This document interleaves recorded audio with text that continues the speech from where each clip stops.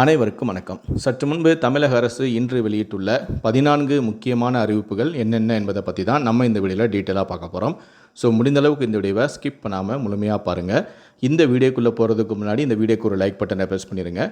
நீங்கள் இது வரைக்கும் என்னோட சேனலை சப்ஸ்கிரைப் பண்ணாமல் இருந்தீங்கன்னா மறக்காமல் சப்ஸ்கிரைப் பண்ணிக்கோங்க. கூடவே அந்த பெல் சிம்லையும் மறக்காமல் கிளிக் பண்ணிக்கோங்க.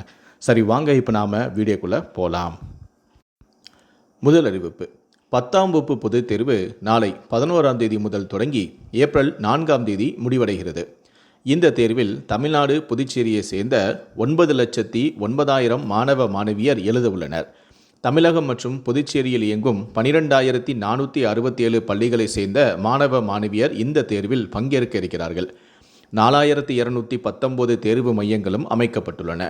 4,954 பறக்கும் படையினரும் நிலைக்குழுக்களும் அமைக்கப்பட்டுள்ளன. தேர்வு அறை கண்காணிப்பாளர்களாக 49,542 கல்வி அதிகாரிகள் நியமிக்கப்பட்டுள்ளனர். மாற்றுத்திறன் மற்றும் டிஸ்லெக்ஸியாக பிரச்சினை உள்ளவர்கள் தேர்வில் சொல்லுவதை எழுதுவதற்காக 12,292 பேர் நியமிக்கப்பட்டுள்ளனர். சிறைவாசிகள் இப்பிரச்சினை உள்ளவர்களுக்காக சொல்வதை எழுத 395 பேரும் நியமிக்கப்பட்டுள்ளனர். இரண்டாவது அறிவிப்பு: சென்னை சென்ட்ரல் கூடூர் ரயில் பாதையில் மீஞ்சூர் பொன்னேரி இடையே முக்கியமான பொறியியல் பராமரிப்பு பணிகள் மேற்கொள்ளப்பட உள்ளதால் சென்னை கும்மிடிப்பூண்டி மார்க்கத்தில் இயங்கும் சில மின்சார ரயில் சேவைகள் தற்காலிகமாக ரத்து செய்யப்படுகிறது. அதன்படி இன்று மார்ச் 10 மற்றும் 12 ஆகிய தேதிகளில் இரவு 11:20 மணிக்கு சென்னை சென்ட்ரலிலிருந்து கும்மிடிப்பூண்டி நோக்கி புறப்படும் மின்சார ரயில் மீஞ்சூரிலிருந்து கும்மிடிப்பூண்டி இடையே பகுதி நேரம் ரத்து செய்யப்பட்டுள்ளது. இதற்கு மாற்றாக மார்ச் 11 மற்றும் 13 ஆகிய தேதிகளில் அதிகாலை 3:50 மணிக்கு கும்மிடிப்பூண்டியில் இருந்து சென்னை சென்ட்ரலுக்கு புறப்பட வேண்டிய மின்சார ரயிலானது கும்மிடிப்பூண்டி மீஞ்சூர் இடையே இயக்கப்படாது என அறிவிக்கப்பட்டுள்ளது. மூன்றாவது அறிவிப்பு: தேர்தல் தேதி அறிவிக்கப்பட்டவுடனே தேர்தல் தொடர்பான பணிகள் அதிகரிக்கும். இதையடுத்து இந்த பணிகளை மேற்கொள்ள கூடுதல் அதிகாரிகளை பணியமர்த்தும் வகையில் 1,249 கூடுதல் பணியிடங்களை உருவாக்கி தமிழ்நாடு தலைமை தேர்தல் அதிகாரியான அர்ச்சனா பட்நாயக் அரசாணையை வெளியிட்டுள்ளார். இதன்படி துணை ஆட்சியர், துணை தாசில்தார், உதவியாளர், இளநிலை உதவியாளர், கணக்காளர், தட்டச்சர், அலுவலக உதவியாளர் உள்ளிட்ட பணியிடங்களை உருவாக்கி அரசாணை வெளியிடப்பட்டுள்ளது. இந்த பணியிடங்கள் அனைத்துமே ஜூன் 30ஆம் தேதி வரை நடைமுறையில் இருக்கும் என்றும் அரசாணையில் தெரிவிக்கப்பட்டுள்ளது. நான்காவது அறிவிப்பு: மாநிலங்களவை தேர்தலில் தமிழ்நாட்டிலிருந்து போட்டியிட்ட 6 வேட்பாளர்களும் போட்டியின்றி தேர்வாகியுள்ளனர். Tiruchi Siva, Constantine Ravindran, Christopher Thilak, L K. சுதீஷ், தம்பிதுரை, அன்புமணி ஆகியோர் போட்டியின்றி தேர்வாகின்றனர். ஐந்தாவது அறிவிப்பு: தமிழ்நாட்டில் மார்ச் 12 முதல் 13 அதிகபட்சமாக வெப்பநிலை இயல்பை விட 2 டிகிரி செல்சியஸ் அதிகரிக்கும் என வானிலை ஆய்வு மையம் தகவல் தெரிவித்துள்ளது. மேலும் சென்னையில் அதிகபட்ச வெப்பநிலையானது 33 முதல் 34 டிகிரி செல்சியஸை ஒட்டி இருக்கும் எனவும் வானிலை ஆய்வு மையம் தெரிவித்துள்ளது. ஆறாவது அறிவிப்பு: 10ஆம் தேதி முதல் பரங்கிமலை வேளச்சேரி வழித்தடத்தில் ரயில் சேவை தொடங்கப்படும் என அறிவிக்கப்பட்டிருந்த நிலையில் பறக்கும் ரயில் சேவைக்கு அனுமதி தராமல் ஒன்றிய அரசு தாமதம் என தகவல் வெளியாகியுள்ளது. டெல்லியில் இருந்து வந்த ரயில்வே பாதுகாப்பு ஆணையர் மேலும் சில பணிகளை மேற்கொள்ள உத்தரவிட்டுள்ளதாக தகவல்கள் வெளியாகியுள்ளது. ரயில் இயக்க அனுமதி சான்று கிடைக்கவில்லை எனவும் தண்டவாளத்தில் சில பணிகள் மேற்கொள்ள வேண்டும் என பரிசோதனைக்கு வந்த குழுவினர் ஆலோசனை வழங்கியுள்ளதாகவும் தெரிகிறது. அந்த பணிகள் முடிவடைந்த பின் பரங்கிமலை வேளச்சேரி இடையே பறக்கும் ரயில் சேவை தொடங்கும் எனவும் அதிகாரிகள் தெரிவித்துள்ளனர்.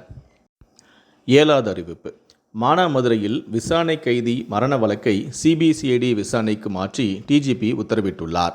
போலீசாரை பார்த்ததும் தப்பி ஓட முயன்ற கிருஷ்ணராஜபுரம் காலனியை சேர்ந்த ஆகாஷ் டெலிசன் தவறி விழுந்ததில் காலில் முறிவு ஏற்பட்டது.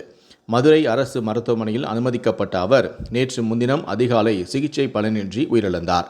ஆகாஷ் மரணத்தில் சந்தேகம் இருப்பதாக உறவினர்கள் குற்றம் சாட்டியதை அடுத்து வழக்கு சிபிசிஐடி விசாரணைக்கு மாற்றி தமிழ்நாடு டிஜிபி உத்தரவிட்டுள்ளார்.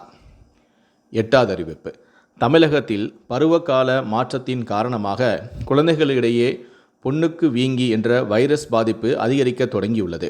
இதன் காரணமாக பெற்றோர்கள் குழந்தைகள் பராமரிப்பு மற்றும் ஆரோக்கியத்தில் முன்னெச்சரிக்கையுடன் இருக்குமாறு பொது சுகாதாரத்துறை அறிவுறுத்தியுள்ளது. இந்த மம்ஸ் எனப்படும் வைரஸ் மூலமாக பரவக்கூடிய பொண்ணுக்கு வீங்கி நோயானது காதுகள் மற்றும் தாடைகளுக்கு இடையே உள்ள பகுதியில் வீக்கத்தை ஏற்படுத்துகிறது. இது உமிழ்நீர் சுரப்பிகளில் அத்தகைய வீக்கம் உருவாவதால் கடுமையான வலி மற்றும் காய்ச்சலும் ஏற்படக்கூடும். அதனுடன் தலைவலி, பசியின்மை, கன்னங்கள் வீங்குதல், சோர்வு உள்ளிட்ட அறிகுறிகளும் காணப்படலாம். இந்த மம்ஸ் வைரஸால் ஏற்படும் பொண்ணுக்கு வீங்கியால் பாதிக்கப்பட்டவர்களின் இருமல், தும்மல், சளி, உமிழ்நீர் திவலைகள் மூலமாக பிறருக்கும் அது பரவும் எனவும் மருத்துவர்கள் எச்சரிக்கின்றனர். இதற்காக தனியாக தடுப்பு மருந்து தேவையில்லை என்பதால் நோய் தொற்றுக்குள்ளானவர்கள் தனிமைப்படுத்தி கொண்டு இருந்தாலேயே அந்த பாதிப்பு சரியாகிவிடும் எனவும் மருத்துவர்கள் அறிவுரை வழங்கியுள்ளனர். 9வது அறிவிப்பு. பழைய அமைப்புகளில் பணிச்சுமையை குறைக்க மாநிலங்களில் புதிய திட்டங்களுக்கு விரைவாக சுற்றுச்சூழல் அனுமதி வழங்க புதிய தன்னாட்சி அமைப்புகளை உருவாக்க ஒன்றிய அரசு முடிவு செய்துள்ளது. சுற்றுச்சூழல் தாக்க மதிப்பீடு நிலைக்குழு மற்றும் சுற்றுச்சூழல் தாக்க மதிப்பீடு ஆய்வு நிலைக்குழு ஆகிய புதிய அமைப்புகள் மூலம் கட்டிடங்கள், சிறு சுரங்கங்கள் போன்ற திட்டங்களுக்கு முன்னுரிமை அளிக்கப்படும் என தெரிவிக்கப்பட்டுள்ளது. 10வது அறிவிப்பு. மானிய விலையில் நாப்கின்கள் கிடைக்கும் வகையில் முதலமைச்சர் மருந்தகங்கள் விரிவுபடுத்தப்படும் என தமிழ்நாடு அரசு தெரிவித்துள்ளது. கூட்டுறவு சங்கங்கள் மூலம் துவங்கிய மருந்தகங்களின் மானிய விலையில் நாப்கின்கள் விற்பனை செய்யப்படும் என்று ரேஷன் கடைகளில் மானிய விலையில் அல்லது இலவசமாக நாப்கின் வழங்க கோரிய வழக்கில் தமிழக அரசு இவ்வாறு தெரிவித்துள்ளது. இந்த வழக்கு விசாரணையை ஏப்ரல் 29ஆம் தேதிக்கு ஒத்திவைத்து சென்னை உயர்நீதிமன்றமும் உத்தரவிட்டது. 11வது அறிவிப்பு. தமிழகத்தில் முதல் கட்ட மக்கள் தொகை கணக்கெடுப்பு பணியானது ஜூலை 17ஆம் தேதி தொடங்குகிறது. மக்கள் தொகை கணக்கெடுப்பு தொடர்பாக தமிழக அரசின் அரசிதழில் அறிவிப்பு வெளியீடு. ஜூலை 17 தொடங்கி ஆகஸ்ட் 30 வரை 45 நாட்கள் முதல் கட்ட மக்கள் தொகை கணக்கெடுப்பு பணி நடைபெறுகிறது. இது 10 ஆண்டுகளுக்கு ஒருமுறை நடக்கும். 33 கேள்விகள் கேட்கப்பட்டு விவரங்கள் டிஜிட்டல் முறையில் சேகரிக்கப்பட உள்ளது. 12வது அறிவிப்பு. சென்னை வானிலை ஆய்வு மையம் வெளியிட்டுள்ள அறிவிப்பில் இன்று 10ஆம் தேதி நீலகிரி மற்றும் கோயம்புத்தூர் மாவட்டங்களில் ஓரிரு இடங்களில் லேசான மழை பெய்யக்கூடும். ஏனைய தமிழகம், புதுவை மற்றும் காரைக்கால் பகுதிகளில் வறண்ட வானிலையே நிலவக்கூடும். 11 மற்றும் 12ஆம் தேதிகளில் மேற்கு தொடர்ச்சி மலை மாவட்டங்கள் மற்றும் தென் தமிழக கடலோர மாவட்டங்களில் ஓரிரு இடங்களில் லேசான முதல் மிதமான மழை பெய்யக்கூடும். ஏனைய தமிழகம், புதுவை மற்றும் காரைக்கால் பகுதிகளில் வறண்ட வானிலையே நிலவக்கூடும். 13வது அறிவிப்பு.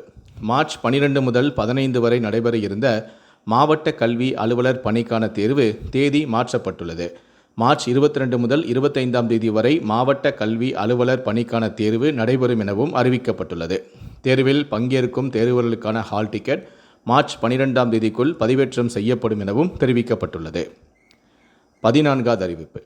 சென்னை எழும்பூர் ரயில் நிலைய சீரமைப்பு பணி காரணமாக 3 முக்கிய ரயில் சேவையில் மாற்றம் செய்யப்பட்டுள்ளது.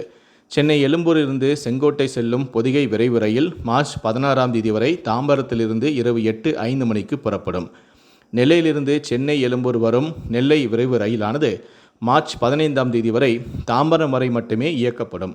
சென்னை எழும்பூரிலிருந்து திருச்சி செல்லும் சோழன் விரைவு ரயிலானது மார்ச் 15ஆம் தேதி வரை எழும்பூரிலிருந்து காலை 8 மணிக்கு பதிலாக காலை 10:15 மணிக்கு புறப்படும் என தெற்கு ரயில்வே அறிவித்துள்ளது. இந்த 14 அறிவிப்புகளை பற்றிய உங்களுடைய கருத்துக்கள் என்ன அப்படிங்கிறத கீழே இருக்கக்கூடிய கமெண்ட் செக்ஷனில் மறக்காமல் சொல்லுங்கள். முடிந்த அளவுக்கு இந்த வீடியோவை மற்றவங்களுக்கும் ஷேர் பண்ணுங்கள். மேலும் இது போன்ற பல வீடியோக்களை நீங்கள் பார்க்கணும் அப்படின்னு நினச்சிங்கன்னா மறக்காமல் என்ன நீங்கள் சப்ஸ்கிரைப் பண்ணுங்கள். கூடவே அந்த பெல் மறக்காமல் கிளிக் பண்ணுங்கள். நன்றி, வணக்கம்.